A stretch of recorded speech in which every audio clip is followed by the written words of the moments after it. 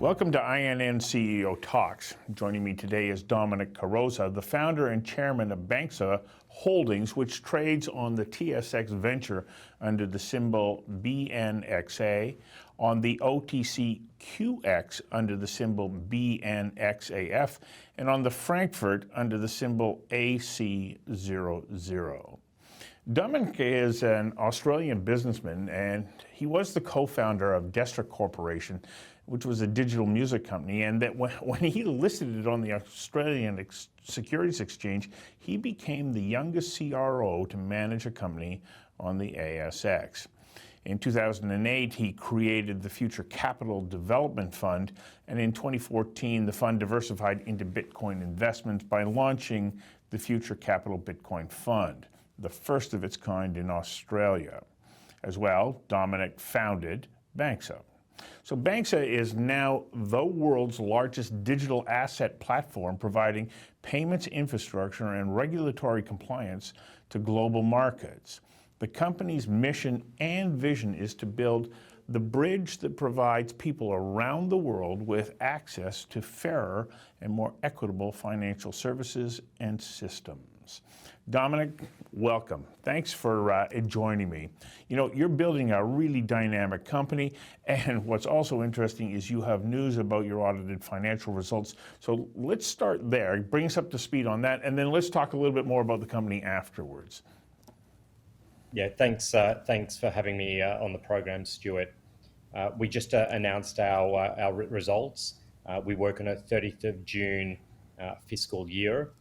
And so the hot off the press in terms of audited accounts for the full year, we generated just under 700 million of TTV or transaction value, and that's roughly Canadian dollars, which translates to about 500 million US dollars, followed by revenue around 46 million Canadian, which is about 35 million US, and on an adjusted EBITDA basis, we generated 1.7 million of underlying EBITDA, which is roughly $1 million US. And that's all the while growing the team, growing the business, and really trying to take advantage of all the opportunities in the crypto space, whether it's Bitcoin, Ethereum, DeFi, and NFTs. That's some rather extraordinary growth. What, like the percentages, I was looking at your press release, we're talking 6, 7, 800% increase. How come? What has happened that has allowed you to experience such rapid growth? Really, the way that we grow our business is actually quite simple. Our customer base, the global crypto-to-crypto exchanges and wallets out in the marketplace, like, for example, some of our customers are Binance, OKX, Huobi, Edge Wallet. And what we're doing for our customers is that we help transition customers from the fiat world, and when I talk fiat, I mean US, Euro, Canadian dollar world, into the digital asset world, being Bitcoin, Ethereum, and the other coins. And so what we do is effectively provide the fiat on-ramps, and very recently, the fiat off-ramps that ultimately connect these two financial systems. And so what we've been doing really over the last 12 months is adding more B2B customers, adding more coins, adding more payment methods. And frankly, we just feel we're really at the start of this whole journey.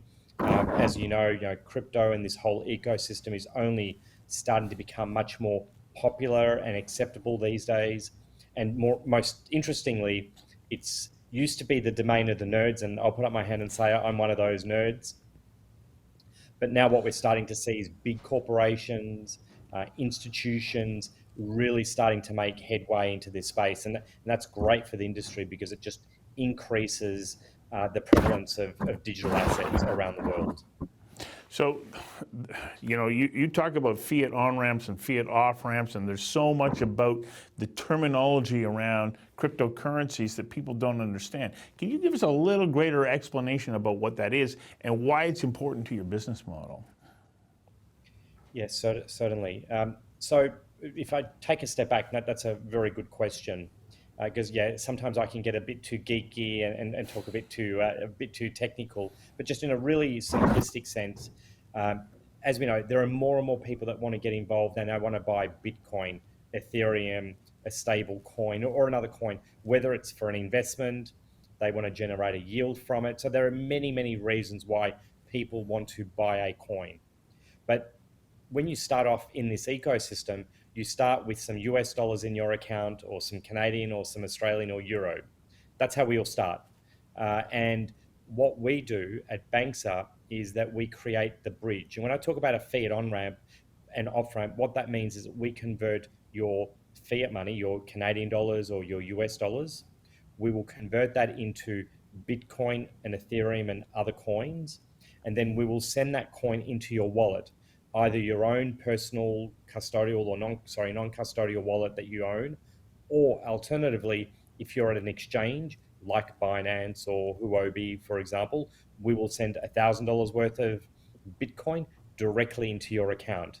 And part of our business model, because we touch fiat and crypto, this is where all the rules and the regulations and the licensing comes in place.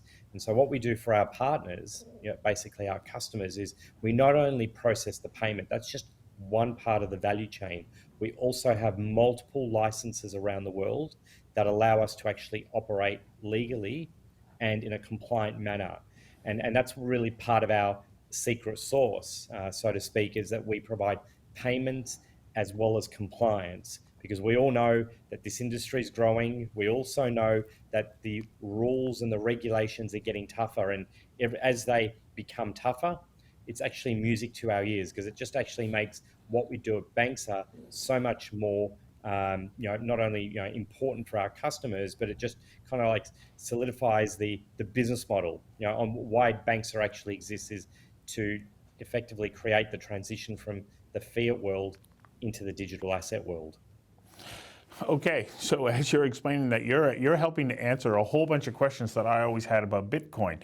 I'd hear people, they would say, I'm investing in Bitcoin and I'm making a bunch of money, but I kept saying, well, how do you actually use it? And it's as though you are that link between Bitcoin and being able to put this currency into play, so that we can be trading, we can be paying for things, we can be receiving payments, because there always seemed to be that gap. And so you're filling that most important gap in the commercial world, so that you can now pay for things across different jurisdictions and everybody can have access to it. Do I have that right? Yeah, it's simply the, I know it's semi-technical, but it's the fiat on-ramps and the fiat off-ramps. And that's really what we do, is we facilitate the trade of, let's call it, money that we're all used to into assets, or even money that we're not so familiar with, these digital assets, and we do it in a compliant way. Things like AML, KYC, we do ongoing checks with regards to the wallets, the provenance of the coins, and I don't want to get sort of too geeky around some of the other things that we do, but in effect, we've got the tick of approval from multiple regulators around the world that allow us to operate in various markets. And as if you work on the hypothesis that Bitcoin and Ethereum and this whole ecosystem is only going to start getting bigger and bigger over the next 3 to 4 years, then companies like Banxa, who are providing the bridge between the fiat world to the digital asset world, in my view, will be the companies that will prosper.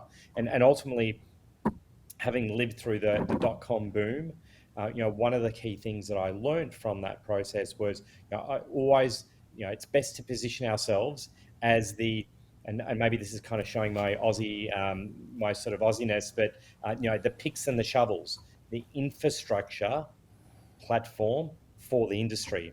So whether it's Bitcoin or Ethereum or Shiba or Dogecoin, we're not here to pick the winners. We're here to provide a platform to allow that transition from fiat to digital assets. And I don't really care which coin wins. For us, it's just about being able to make that transition. And our business model is really simple. We just clip the ticket. Every time someone uses, think of it as a toll road. You drive on our toll road. As you drive on, we clip the ticket. As you drive off, we clip the ticket. And that's really the simplicity of the business model. So one of the other things that I heard you say in there is that you also make sure, or you ensure that across multiple jurisdictions that everybody is staying within the rules. And that, I think, is also very important because we're talking about people's money. You don't want to be wandering outside of different jurisdictional regulations. That's absolutely critical. And when we got involved in the space in 2014, it was to a degree the Wild West. There were no rules. Our view was always this, that for the industry to grow up, there had to be new rules and regulations that were obviously fit for purpose, but that was the only way that the industry was going to grow. And in fact, in 2017, in Australia, we were part of an association. We actually lobbied the government for regulation, and we actually got one of the first licenses, registrations in the world, because in fact, Australia was the second country behind Japan to issue cryptocurrency licenses. And so we've effectively cut our teeth as a regulated entity, since 2018. And for us, as we move into new countries, we go in there, we acquire new licenses, we set up local payment methods. So not only credit card, but local payment methods like Interac in Canada, ACH in the US, POL in Australia, and the list goes on, because that's what consumers are used to in terms of transacting. And then we've got effectively our regulatory and compliance layer that just makes sure that we're doing the right thing, the customers are doing the right thing, and everyone in the ecosystem is basically going to have that that tick or that check from a compliance perspective. Well, that's fascinating. I wish that I had more time to talk to you because it's unfolding one question after another. What kind of team do you have? How do you stay on top of all of these things? How do you program all of that? Maybe you'll come back on another conversation. We can talk about your continued extraordinary growth, and we can also talk about, what's the back end of your company that ensures that you're able to do all of these things. Well, definitely. Thank you for having me. And my feedback and advice to a lot of people who are trying to get involved in the space, whether it's Banxa or another company out there or an exchange that you're on, just go in there and actually try. A lot of people are maybe a little bit afraid of cryptocurrency, and all I say is just dip your toe in the water, because once you do that, you will actually see the power, which is why millions of people every month are migrating from the traditional financial world to the digital asset world. And if any investor wants more information, they can go to banxa.com.